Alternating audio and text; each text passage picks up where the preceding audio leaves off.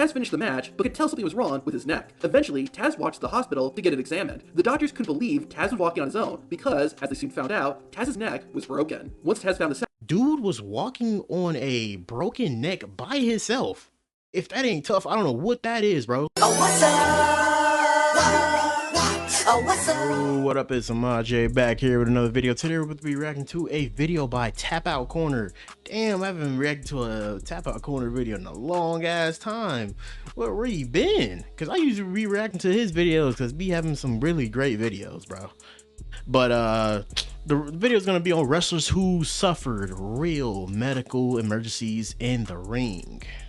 So this is going to be like when people really actually get hurt in the ring, hurt during the match, and like I'm pretty sure Biggie gonna be on this one because he really had his I mean, he really got hurt and his career ended, man. I'm still sad about that, bro. I was such a big fan of like the New Day and what they did, but I was really a huge fan that he was finally get a push that he deserved.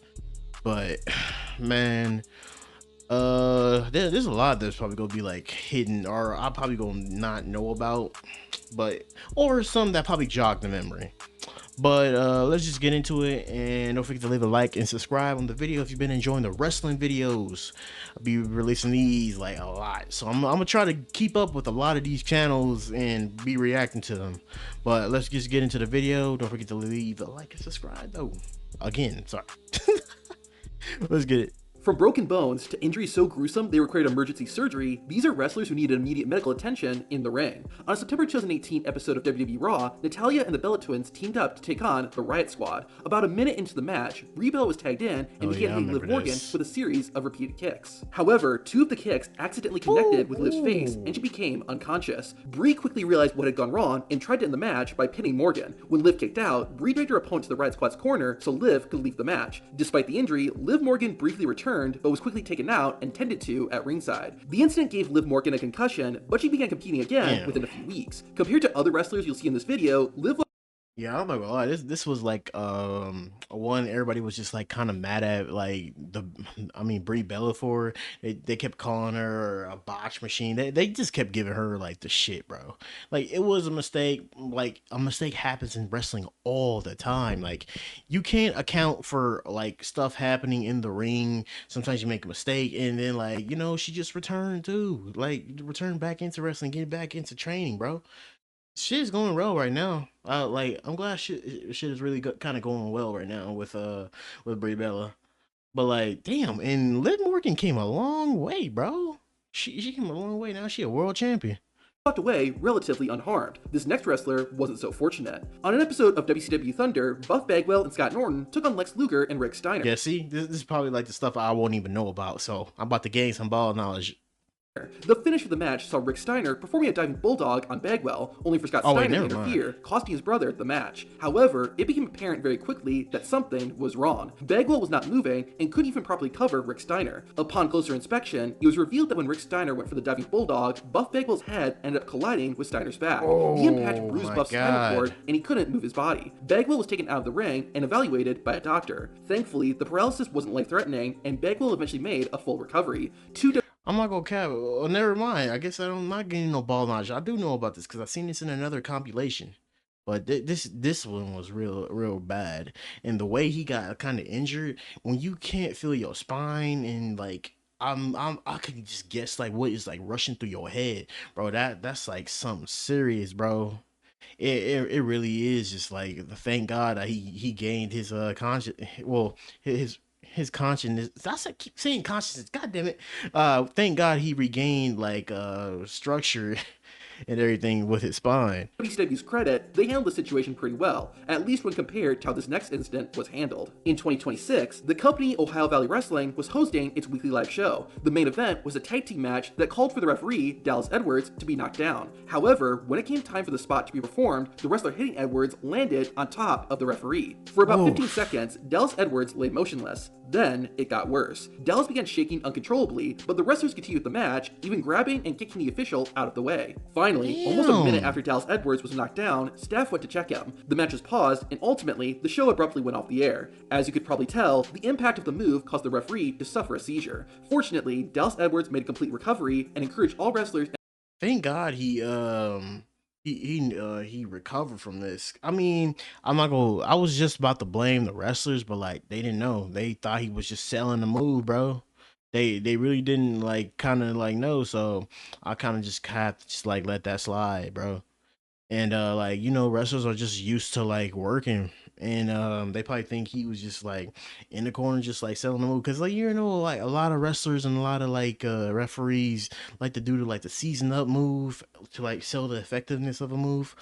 But thank God he was good, because sometimes this ended up in like a real bad situation, and sometimes ends with death.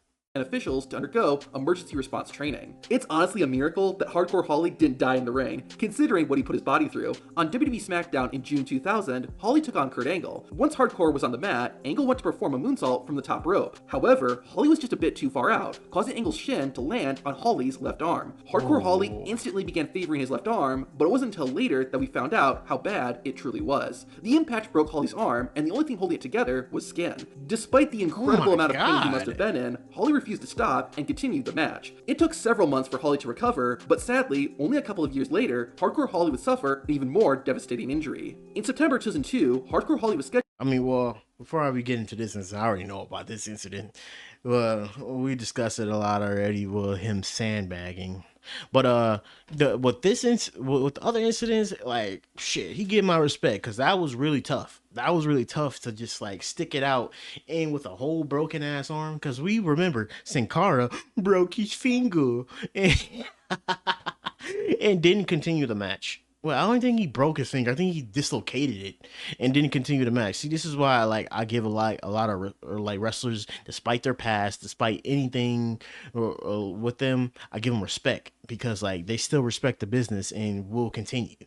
To face Brock Lesnar. After about 5 minutes, Lesnar went to perform a powerbomb. However, the two were unable to complete the move, which caused Holly to fall and land on his head. The referee checked on Holly, but thought he wasn't seriously hurt, as the referee raised a closed fist, which is the signal that a wrestler is okay. Lesnar and Holly continued the match as if nothing had happened, and Brock got the win. Hardcore Holly later explained what went wrong. I actually didn't realize I was hurt that bad until I got home that week, and I had no strength in my left arm whatsoever, and so then they had an MRI done, and that's when they found out I had a cracked vertebrae. The injury to Hardcore Holly's neck kept him away from the ring for over a year. While this was the longest injury Holly ever had, his most gruesome injury would come just a few years later. In 2006, Hardcore Holly faced Rob Van Dam in an Extreme Rules match. One of the biggest moments of the match was when Holly suplexed RVD out of the ring and through a table. Ironically, it was Hardcore Holly who ended up with the most damage. The metal frame of the table sliced Holly's back, leaving a massive gash 15 centimeters long. Considering everything else he had worked through, this was probably nothing to Holly, and he continued on. The wound required 24 stitches to close, but thankfully, Holly wasn't out of action for long. While none of these injuries took Hardcore Holly's life, the next Damn, this shit literally fucking, well, like I said, he gained my respect. He was injured like so many times. Well, the second one was his fault, but like he was injured so many times, but pushed through it. wrestler tragically wasn't as lucky. During a fatal four-way match in Mexico, the masked luchador La Parka performed a suicide dive onto one of his opponents. Parka's feet accidentally got caught on the rope, causing him to come up short and his head to collide with a steel guardrail and concrete floor. The collision paralyzed La Parka, and to the company's credit, the staff quickly realized that something was wrong and provided Parka with medical attention. La Parka was stretchered out of the arena and taken to the hospital. Although doctors initially stabilized him and he regained some movement, complications from the injury continued to threaten his health. Tragically, on January 11, 2020, La Parka would pass away due to complications caused by the botched wrestling move. At a non-televised WWE show in Glasgow, Scotland, Man, I always just give respect for this, because like anything could just go wrong in a wrestling match, and I always will just like kind of defend when people always call wrestling fake, or saying like it's not tough or nothing. I always will stand on it and defend that as a wrestling fan, because like you don't know what them people go through, and like mishaps always like happen like that, and it really just like sucks that he lost his life from that injury. Randy Orton took on Roman Reigns in a steel cage match. In the closing moments of the match, Roman went to perform his signature spear. There was a misunderstanding between Roman and Orton, which caused their heads to collide. While Orton came out alright, Reigns was not so lucky. The collision left a massive cut above Roman's right eye, and fans worried it would seriously hurt his vision. Thankfully, the injury didn't have any long-term damage, and Reigns was wrestling again the next night. This next wrestler, on the other hand, suffered a very serious but humorous injury. After leaving WWE, X-Pac was competing in a Fatal 4-Way match at an independent wrestling event. At one point, X-Pac went for his signature Bronco Buster. His opponent dodged the attack, and while it appeared as if X-Pac had hurt himself, it didn't seem too bad. X-Pac continued the match, and everything seemed fine. It wasn't until after that fans and even X-Pac himself would find out how serious the injury was. During the after party, I kind of felt that I sprung a leak, and I'm like, uh-oh. And so I rushed out of there, got to my hotel. When I took everything off, like the whole bathroom, man, was just covered in blood, and I'm immediately like called the ambulance, and I started getting dizzy, like, and oh my God. Like it was like, it was serious, man, the loss of blood. X-Pac immediately called an ambulance, and doctors performed emergency surgery. X-Pac did recover, and he has a great sense of humor about the whole thing. During Ring of Honor's 15th anniversary show, fans were treated to a 6-man tag team. Well, he didn't even tell the specific injury, but I think I know, because he told this story before, and I'm trying to remember. I think he ripped his groin, I think. He's either ripped his groin or something like that. It was something like that, but like, Jesus Christ. Ugh. Match. One of the participants was TK Orion, who was known for his high-risk offense. One spot of the match called for Orion to flip off the middle rope and to the outside. However, TK overshot the move, and his shins crashed into the metal guardrail. It didn't take too long to see how serious the injury was, and it became apparent that Orion needed to go to the hospital immediately. If anybody can hear us in the back, we need some help for TK Orion right here, right now, and they're on their way because his left leg might be broken.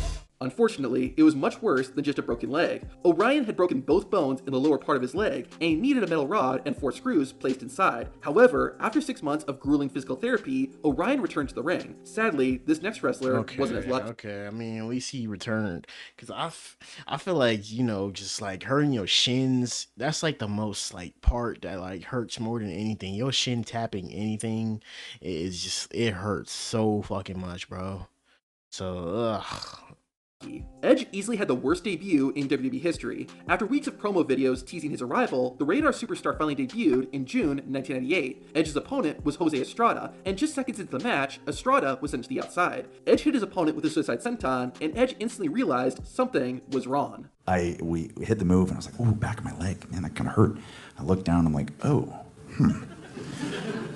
Timmy White, who was the referee that night, he goes, he's out, kid. Edge's leg struck Estrada's neck, leaving him unable to move, and he was ultimately stretchered out of the arena. Thankfully, the neck wasn't broken, but this injury marked the beginning of the end of Jose Estrada's career, and he retired soon after. This next injury is one of the most grotesque in wrestling history. During WCW's Sin pay-per-view in 2001, backstage producers wanted Sid Vicious to do an aerial. Honestly, at least that was all that was it, because neck injuries get way worse, bro, and like people with neck injuries really kind of like suffer the most throughout the time.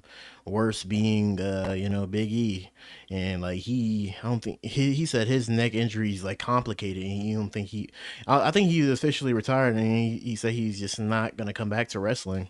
I honestly respect that. At least you're respecting your health and, you know, spending time with your loved ones. Move from the middle rope. Sid rarely, if ever, performed any moves off the ropes and wasn't comfortable doing it. Ultimately, the producers prevailed and Vicious agreed to the move. When it came time to perform, Sid jumped from the second rope but landed awkwardly, and the combination of his size and the impact caused Sid's leg to snap in two. Throwing salt into the wound, the live broadcast actually missed the move, so even if Sid had performed it correctly, fans still wouldn't have seen it. Sid was no doubt in shock after the— Oh my god, bro. This was like one of the nastiest injuries that I ever like seen like before. I really wish he just didn't do that, because I know a lot of people really do not do like a jumping like leg, you know, a big boot or something, but I've never seen somebody do that before. But like, this is like the first time I've seen somebody do some sort of move like that, and it already in your head, it already like looks like you're not gonna be doing great with it, because all that weight is gonna have to distribute on something. And oh my god, this is like I think this is like my first time seeing like a crazy ass injury when I was like a kid, and it was nasty, bro. incident, but instead of getting him help, the other wrestlers continued with the match. It wasn't until Sid was pinned that someone came and checked on him. After being taken to a hospital, Sid Vicious had surgery performed on his broken leg. Vicious was forced to use a walking cane temporarily and was told he would never run again. Not only did Sid prove the doctors wrong, but he also returned to the ring and ended his career on his terms. This next wrestler not only suffered a devastating injury, but was also lied to by the company he wrestled for. In 2011, TNA was signing young up-and-coming talent, including a wrestler named Jesse Sorensen. Sorensen would compete in TNA's X Division, which is known for its high-risk offense, and unfortunately, this is where things took a dark turn. In February 2012, the 22-year-old Jesse Sorensen competed on TNA's Against All Odds pay-per-view in a #1 contenders match for the X Division Championship. Just minutes into the match, Sorensen's opponent, Zima Ion, hit Sorensen with a moonsault on the outside of the ring. Jesse Sorensen was supposed to sell for a bit, but eventually get back into the ring and continue with the match. However, he just lay there, practically motionless on the outside. God, that the looks referee like had no he's choice injured. but to go off script and count Jesse Sorensen out. After that, the official checked on Jesse and made an X with his arms, the signal that a wrestler has suffered a real injury. When Zima Ion performed the moonsault, Ion's knee collided with Sorensen's head. The impact broke the C1 and C2 vertebrae in Jesse's neck, and he was unable to move. While this was a very scary incident, it didn't take too long to receive good news. One day after the incident, Jesse Sorensen was able to walk again without needing any assistance. Doctors were shocked, and while recovery would take time, this wasn't a permanent injury. However, there were issues going on behind the scenes. TNA president Dixie Carter reportedly told Sorensen that they would cover his medical bills and he would have a job with TNA for life. However, TNA didn't actually pay Sorensen's medical expenses, which led Jesse to sue the company. He backed down when they offered him a backstage production role, but the job only paid around $30,000 a year. That's really fucked up, bro. Bro, I don't even know is Dixie Carter still in like the whole company or whatever. I don't know if she's probably still in there, but like that is such a shitty thing to do. Like, you really can't believe in anything like people really say because they never really keep their word, especially all these businesses and all these companies. But like, that is such a shitty ass thing to do and say, oh, you'll have a job for life. And that really looks bad on you, honestly. Bruh. Forcing Jesse to take 2 other jobs to make ends meet. Even once Jesse was cleared to wrestle again, TNA wouldn't use him. Granted, they were concerned about him getting injured again due to his weakened neck, but they still actively promoted his return to the ring. Then, almost a year and a half after breaking his neck, Jesse Sorensen was released from TNA. So much for a job for life. While it's fair to say that TNA was a smaller company with limited funds, that argument doesn't hold up well when you hear about this next wrestler. In 1995, Taz and Eddie Guerrero teamed up to take on Too Cold Scorpio and Dean Malenko. While Taz was the legal man, Scorpio and Malenko hit the human suplex machine with a spike piledriver. Even though he knew the move was coming, Taz did not have enough time to properly take it, causing his head to be driven into the mat. And I landed right on my forehead and just jacked my whole neck back, and that was it. Taz finished the match, but could tell something was wrong with his neck. Eventually, Taz walked to the hospital to get it examined. The doctors couldn't believe Taz was walking on his own because, as they soon found out, Taz's neck was broken. Once Taz found this out, this is what happened next. I was out for actually about 9 months, and Paul paid me every single week of our agreement and my guarantee. I didn't have no contract with the man. I had a handshake with the guy, and he stuck to that. And I will never, ever forget that. In 1980, that's rare. Honestly, that's rare for Paul Heyman to keep that promise, because we know about the situation with Tommy Dreamer. Tommy Dreamer, like, he kept promising Tommy Dreamer something, he'll have a job with WWE, and then, like, you know what happened there. He almost did something crazy. But like, I respect that from Paul Heyman, at least. But like, dude was walking on a broken neck by himself. If that ain't tough, I don't know what that is, bro. Because I have never seen that before. Somebody, he was noticing something was wrong, and bro was just standing there looking like something really wrong here. And then he went to the hospital. They told him he got a broken neck, and like, I don't know how he did it. That's his toughness.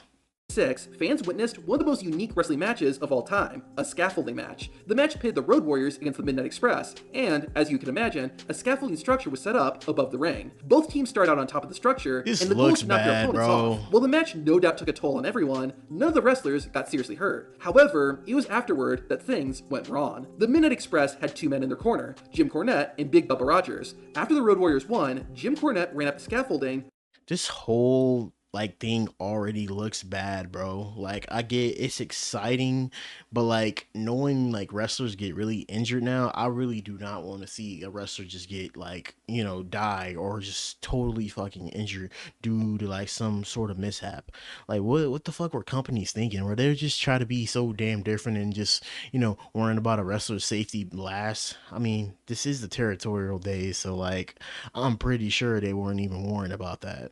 With the Warriors chasing after him. Once they got to the top, the Warriors were supposed to push Cornette off, and Cornette would fall with Big Bubba Rogers catching him. However, Rogers was out of position, causing Jim Cornette to hit the ring feet first. The fall tore all the ligaments in Cornette's right knee, broke a bone, and damaged the cartilage. Cornette needed help leaving the ring, but did make a full recovery. As you've seen, it's extremely rare for a wrestler to stop a match, even when they are seriously hurt. However, this injury was so bad that the match could not continue. In the main event of ECW's November to Remember event, Chris Benoit fought Sabu. Only about 30 seconds after the bell rang, Chris Benoit raised Sabu into the air, attempting to perform a flapjack. However, Sabu over-rotated, causing him to land headfirst on the ring. The botched move injured Sabu's spinal cord and resulted in nerve damage. Sabu immediately rolled to the outside, where staff began checking on him. Sabu left the match, and the rest of the show was improvised. Thankfully, this was not the end, and Sabu would go on to have a lengthy career. While we have seen life-altering injuries, none of these incidents led to It's really kind of crazy that Sabu still like had that injury scare and still did like some of the crazy shit he did later on in his career. I don't know if it's crazy or not, but like I don't know. Some people wouldn't, take that risk and will just kind of still wrestle, regularly. I guess like ECW, he lived and bleeded. Anyone's immediate death, except for this next one. Mitsuharu Misawa is considered to be one of the greatest wrestlers of all time, thanks to his perfect timing in the ring, the emotion he would show, and his ability to make a scripted wrestling match look like a real fight. Misawa dedicated his life to wrestling, and tragically, wrestling was what took it. On June 13th, 2009, Mitsuharu Misawa was competing in a tag team match in Hiroshima, Japan. After competing for around 10 minutes, Misawa became the legal man and took a back suplex from one of his opponents. However, Misawa didn't get up and remained motionless. After realizing something was very wrong, the referee called off the match. A doctor, who happened to be attending the show, got in the ring and attempted CPR, but Misawa remained unresponsive. Wrestlers and additional medical staff began to fill the ring, hoping to save Misawa. While everyone did what they could, it was not enough, and Mitsuharu Misawa was pronounced dead after arriving at a nearby hospital. Footage of the match has never been released out of respect for Misawa, and even a fan who filmed it has refused to post that particular clip. There is, however, where have you ever find that like a fan being respectful? Well, that's crazy because this will never happen in America. This will never happen in America. Like, bro, this is why I give Japan so much respect, bro. This is why I give Japan so much respect because, like, at least they have like some tact of like humanity still embedded in their brain.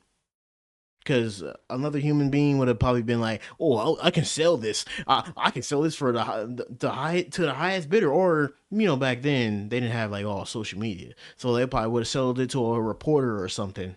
A small bright spot to the story. About 2 years before his passing, Misawa wrote a letter in the event he died in the ring. The letter was intended for his last opponent, and it read, "I'm sure you trusted me, and were doing your best, and I betrayed that trust. I'm really sorry. Still, I want you to continue wrestling. It may be painful, but I want you to continue." Akitoshi Saito was the opponent who performed the back suplex that ultimately led to Misawa's death. After receiving that letter, Saito continued with his wrestling career and took Misawa's letter with him to every show. Sadly, some wrestling injuries don't end when the match is over. Daphne's story shows how the damage can last for years, both physically and Oh man, but like, hey, that last one was just sad and deep, bro. It was deep because like he knew like maybe one day he would die in the ring, and he gave like the guy that it wasn't his fault, but like he gave the guy like he last wrestled like some reassurance for the future. That's really fucking cool.